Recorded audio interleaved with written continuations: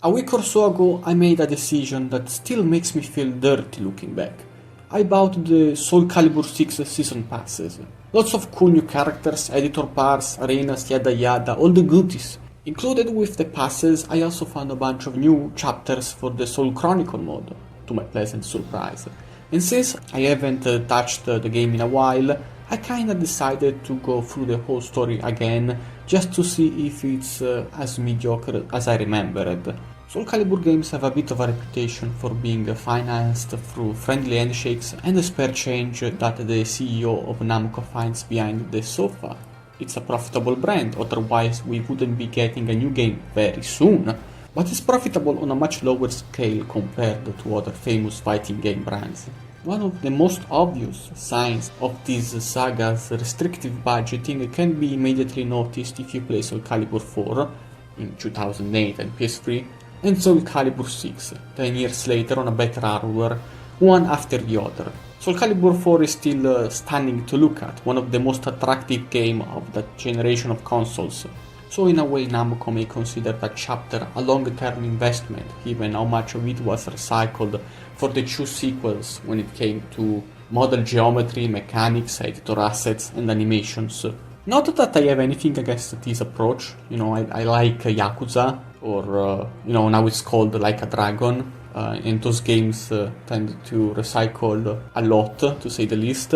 What worked in 2008 still looks great in higher resolution and more refined textures. But it's clear that this is a measure of necessity and not a conscious choice.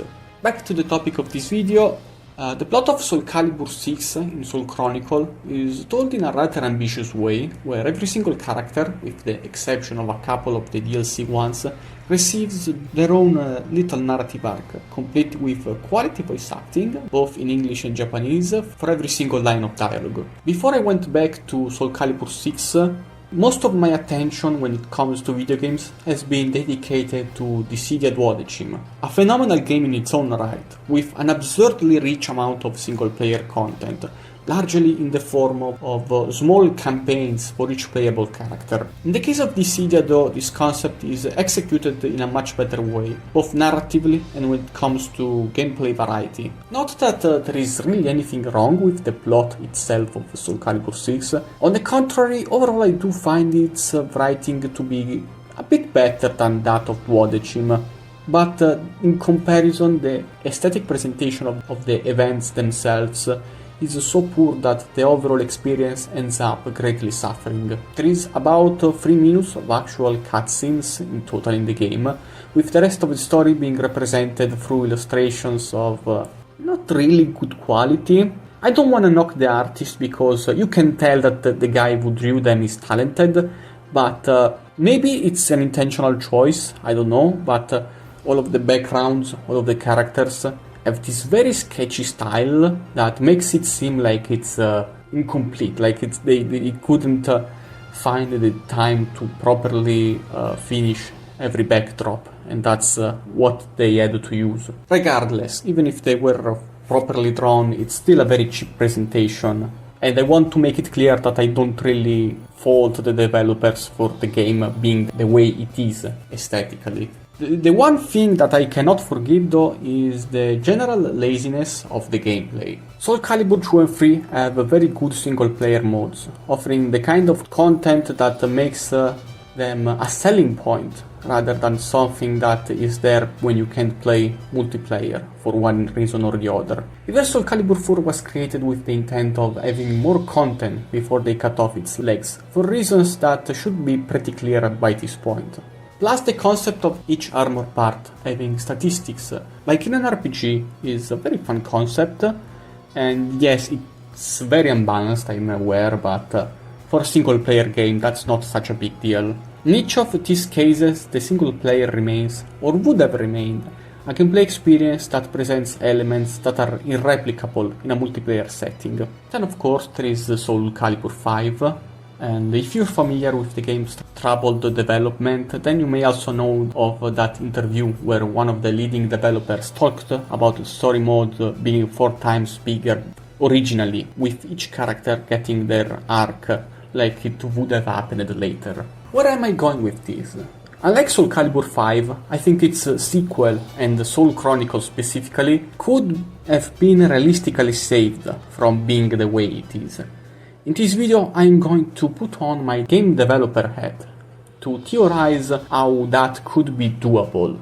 And I'm going to impose a very important condition on this little challenge of mine. I'll try to make as few changes as possible that would require a considerable amount of money and manpower. It would be way too easy for me to say that I'd replace every single slideshow dialogue in the game with actual animated cutscenes, just like it would be easy for me to come up with some new gameplay gimmick to spice things up, or to copy old ones if I feel like it makes sense. What I'll do instead is work with what's already in the game, applying slight but relevant changes where needed, and repositioning stuff that needs repositioning. Now, let's begin. In essence, the gameplay portion of Soul Chronicle consists of regular CPU battles with stipulations that are barely noticeable the few times they are present. Sometimes you have to beat multiple enemies in a row. Sometimes you have to win with a slight debuff, but that's about it. And yes, I'm sorry if you like the Soul Chronicle as it is now, but I kinda find it rather boring compared to the older single player that we were used to. The very first thing I want to achieve is to make the game feel more challenging.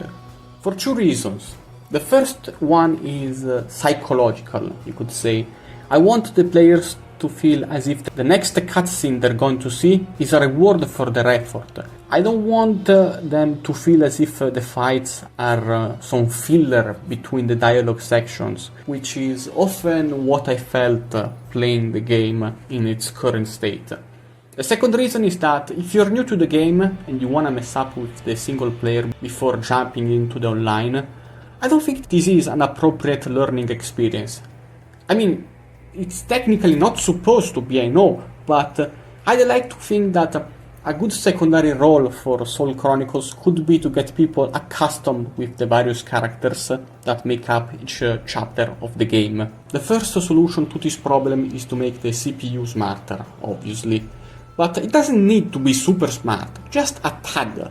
There will be more other interesting adjustments we can do to increase the difficulty. Way too many fights, for example, just last one round, so we're increasing that to 2 or 3, depending on how important they are.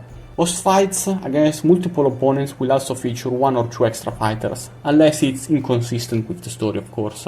As I said earlier, the most complexity out of Soul Chronicle comes from the small stipulations attached to some of the fights. They're hardly noticeable in the majority of said fights, so we're going to increase their effects or add on to them. For example, when you're supposed to start with a reduced health bar, it's going to be lower. Enemies with larger life bar will be harder to take down. Restrictions will involve more game mechanics. Sometimes there can be time limits, or you need to finish a match with a specific action. Stuff like that, to make each fight feel more memorable, and to make each cutscene feel more rewarding when you get to see it. It's not meant to be Dark Souls 2, of course, but I don't want it to feel as if you can turn off your brain until the end of the chapter. Alright, now that the difficulty is at a reasonable level, it's time to take care of the more flavorful elements of the gameplay. First thing I wanna do is create more fights with story-relevant NPCs, both as them and against them. Soul Chronicle is very frustrating in the fact that it introduces all of these non-playable characters, many of which are involved in fights during the story. But for some reason, these fights just happen in cutscenes a lot of the times. I don't understand why the developers didn't just recreate these NPCs with their already immense character editor so that we can see them in actual gameplay. There is entire chapters without a single fight all over this game mode, and more than a few of them feature moments that could easily have been turned into fights. This could not have possibly been taken that much time to implement, and I think it's a massively wasted opportunity. The next couple of changes are a bit more controversial, but hear me out. The Soul Calibur 6 editor has this quirk where like 98% of the character parts are already unlocked, bar a few pieces here and there that you can buy with the game's currency. I never understood that. What I would do instead is make more parts locked away from the start, like 20-30%, not too many out of the total. But once you beat each chapter, a few of them will get unlocked, usually the ones worn by the NPCs you meet during the chapter. And if you only care about online play and creating wacky characters, at the beginning of each chapter you can see the rewards you get for beating it, so that you don't have to go through all of them to find parts that you might be interested in. The reason I want to do this is to give players extra incentive to play, since most people don't care about the museum stuff you get after beating the game. And if they do care about it, they can read it from a wiki. It's not really a great reward in my opinion. And the last thing I wanna do is cut some of the fat. Since Soul Chronicle is already long enough as is, and all the changes I made will increase it by a decent amount, I think it's fair to say some of the hundreds of fights against nameless goons would come off as a bit redundant if we kept them, so we're getting rid of a bunch of those. And that's that. What do you think? Too much change? Too little? Let me know in the comments. I'm sure if this video gets any kind of traction, there will be some people that will defend Soul Chronicle, or maybe they will ask about Libra of Soul. I'm not talking about Libra of Soul because it's kinda boring. Libra of Soul is conceptually fine, but